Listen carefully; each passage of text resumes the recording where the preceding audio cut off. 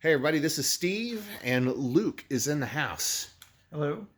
Luke, what do we got here? We have a 2005 E46 325i that we are doing some general maintenance and fixing an oil leak. So today we will be changing out the cabin air filter, we'll be changing out the spark plugs, replacing the coil packs, and to hopefully fix my oil leak, replacing the valve cover gasket. Taking the cover off of the filter housing for the cabin filter, so we can take the cabin filter out and replace it. Oh, that's a cabin filter? It is, but we also have to take out the tray for the cabin filter so that we can get to the valve cover. All right. What you doing now? Removing the strut tower bar so we also can gain access to the valve cover. Removing the T30 Torx bit so we can take the cabin tray out.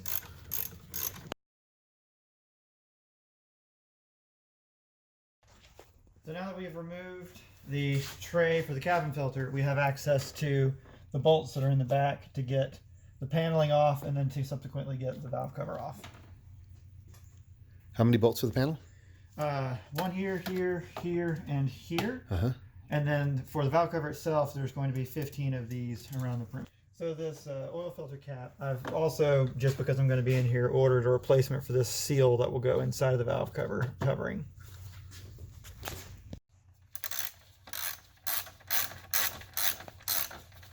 So now we should be able to take the panel over the fuel rail off. And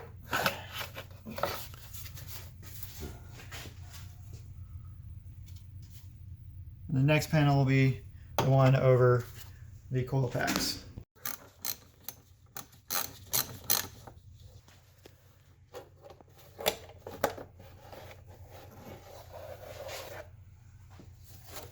Coils. And you'll notice the two in the front look newer than the four in the back. That's because they are. Okay. I had the two forward, the position 1 and position 2, fail on me a while back, but I didn't feel like replacing them all at the time because I'm lazy. So these two have already been replaced. I have the other 4 to replace today. So if you suspect your coil pack has failed, what's going to happen is you will get a misfire and cylinder number, whatever it happens to be. If you want to confirm that it is the coil pack that is causing the problem, take one of the coil packs out of that cylinder and swap it with another, and if suddenly your misfire changes to another cylinder, you know what the issue is. So we're going to pull all these coil packs out. We need to remove all the harness wires so that we can get them out of the way, but I'm also going to be pulling the spark plugs themselves out because we're replacing those today too. So to unhook all of your coil packs, you just lift this latch mechanism up and then the harness will come right off. And then in this particular case, there is no bolt holding any of these in. There are, I'm not sure if it's the later model or the earlier models where the coil packs have a single bolt holding them in. But since these are not, you actually get a loop right here in the release mechanism, so you can just pull them out. I will keep these older 4 just as an emergency backup because they've not failed on me yet, and that way I don't get stranded somewhere. But they're going to be replaced today, so it'll be all good. Also, just a side note, be a little careful when you're lifting these up, especially on the ones that have been in the car for a while, because I just snapped one of them off being a little too indelicate with it. So I think I'm going to leave the spark plugs in the tubes for now until we restart reassembling everything, and that is only because of my own paranoia about dropping foreign objects down the tubes. I don't want to be leaving the tubes open while we're disassembling the rest of the vehicle. So you can already see we're starting to get to all 15 of these bolt heads that we need to remove.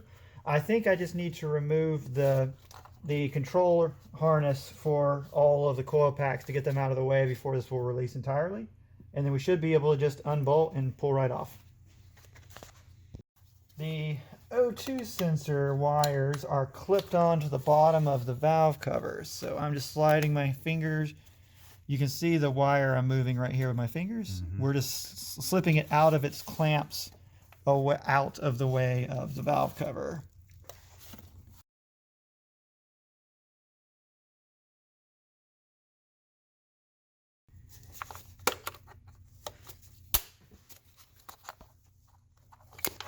Yeah, almost got the entire rail off. All right, now it's loose. We just need to take the grounds off and we can fold it out of the way. So the clips to hold this on are, it looks like there's one here, here, here. Wait, I missed a second here. So there's a clip here, Uh-huh. a clip down here, Yeah. and then on the top, there's a clip here, and a clip here, and another clip in the back here. Got it. And this is why I didn't want to pull the spark plugs out, because I got to take these out first.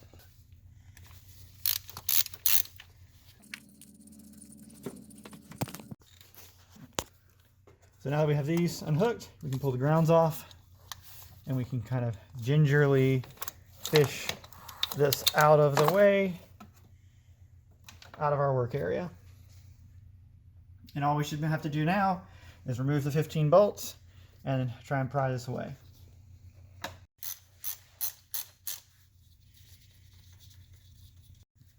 And if you might be thinking to yourself, well, I don't really want to buy the 15 grommets, the rubber grommets that go on here. We just discovered when we took this one off that we are leaking oil a little bit out of that grommet. So that's why I'm replacing them all. These valve cover bolts are really interesting to me because they're threaded on the inside and they're smooth bore on the outside. So it's a stud and unusual nut setup. So lastly, I want to remove this line here, but we're going to do it very, very carefully because these are notorious for just falling to pieces with age. So we're going to try and very carefully slide this off. So we finally got it. It was a little bit harder than we thought to pull it off, but this now can be pulled out of the way. The area you want to pay attention to is where these crinkles are. This is where the failure points usually happen. So you want to make sure you're not putting pressure on this if possible. You want to pull from up here. And we did get it out of the way. I suspected this might have been cracked at some point because you can see the dampness down here at the bottom. And if I bend it just slightly, you can see the bottom of the bendy piece is cracked open. So there is a crack right down here that's been letting out some of that residue. So I guess I'll be trying to replace this at some point. Not come gingerly. Okay. So. That looked pretty good. Well, I'm yanking on it, so let's see. Okay, so.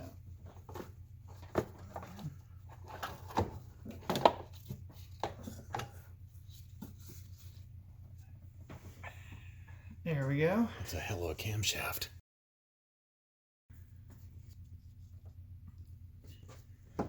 And you can see here is the Vanos unit.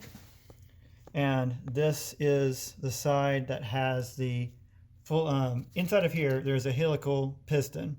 And as that piston pushes forward and backwards from the oil pressure, with it being helical, it slowly advances and retards the timing on the camshaft. So I don't know if this is one of those things where this is the problem or a problem, but you can see after we removed it, look at all the oil that's already sitting on the edges of where this was, and all the oil residue on top of the heat shields.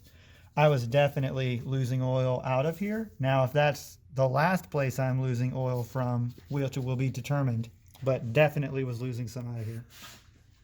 So right now, I am cleaning the mating surface for the valve cover just to make sure all the debris and oil is out of the way, and then we're going to clean up the valve cover as well and put the new gasket in. So I'm trying to keep the washer because these were stupidly expensive for some reason. So we're going to keep the metal washer and clean them up, but all the rubber bits are being replaced. And then the one I'm about to hand you. So this is why we are replacing these. As you can see, it just snaps. Yep, snaps right off in my hands. Wow.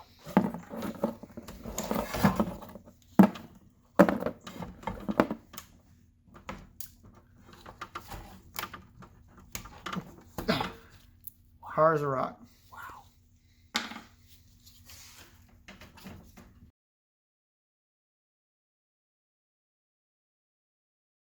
There's the carnage. These things are hard as a rock. And here, This new one is floppy. you get two of those? Yep. Okay. So this is one case where you want it floppy instead of hard. So what's your bet, Steve? The whole thing come off in one piece? I think it will. Oh no, now I'm not listening to that. Yeah, I need a screwdriver. I didn't think I was going to need it. It's going to be the same thing as the other? I don't know. Well, it's cracking in the middle. Listen to that crackling. Whoa.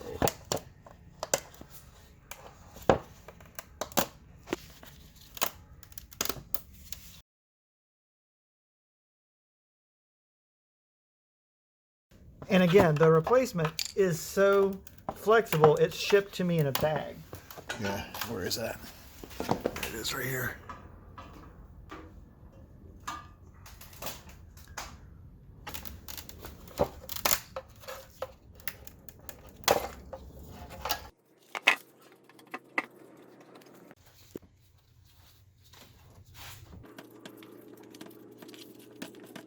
So I'm just pressing it in with some force because it has these little ridges so that when I press it in, then in theory, when we flip this back upside down, it won't fall out on us. All right, now we do the center ones, and we should be getting ready for the reassembly.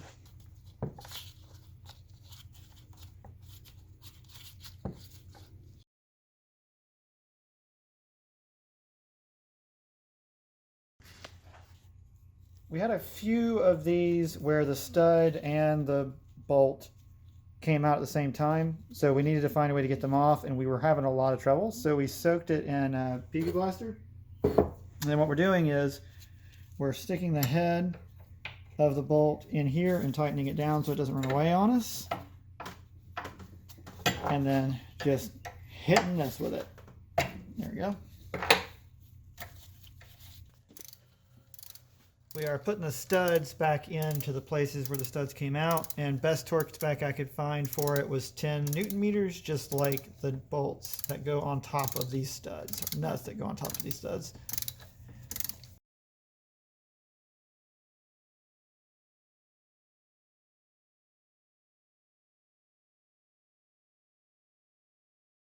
How does it look back there? It's still on. And all right, so before we let it go down, can you reach, or I can come back there and reach my hand and make sure it's not pinching the gasket? Well, I'll let you do it because you know what you're looking for. I just want to feel back here and make sure that these are all going to the right places, which it feels like they are. So we're just using a mirror. You can see the oval shape to make sure everything went back into the place it's supposed to go. So we have these four, we believe, go in the middle, and all these go around the outer perimeter. And we've got to get those washers and my new donuts. What do you got there? We've got 15 rubber gaskets that go around the perimeter and in the center for all those metal washers. After sitting in the brake fluid bath, the metal washers, good as new-ish. Yes. And then they would just go right on top like this when we reinstall them. All right. So here's the finished assembly for the nut and the reuse of the washer and the new rubber fitting. And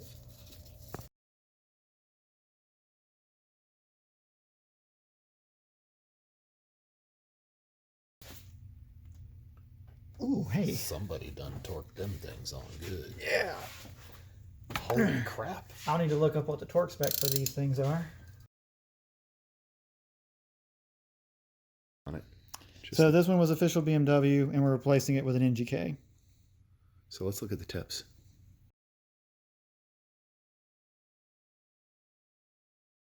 All right, so now we're starting to get to the point where I'm expecting it to go. Yep. All right, what was the torque spec on that? So according to the interwebs, Yeah. it was 30 Newton meters plus or minus 3. And what did we do? We did 30, right? We've set it to 30, Okay. assuming that this will be in spec enough that 30 plus or minus 3. Got it. So.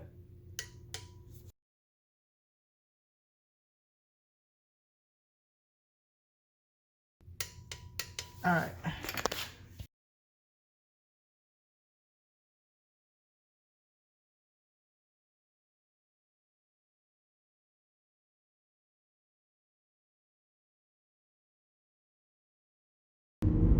So how is it? I'm super impressed. It is so smooth now. The response is way better than it was before. Before this, it would kind of hunt ever so slightly. I could feel it almost like it was skipping a little bit for idling. It's perfect now. All right, so anyhow, that's it for this video. I'm Steve, and there's Luke over there. And he's also got an M3. We're going to make some more BMW related videos with the M3, probably do some more stuff with this one. So Luke is going to probably end up being on the channel more than he cares to, but he's walked into my web and now I've got him. So I'm Steve. Please like, comment, and subscribe. And in order to receive notifications every time I get a new video coming out, please feel free to hit that little bell too. So that's it. We're out of here. See you next video.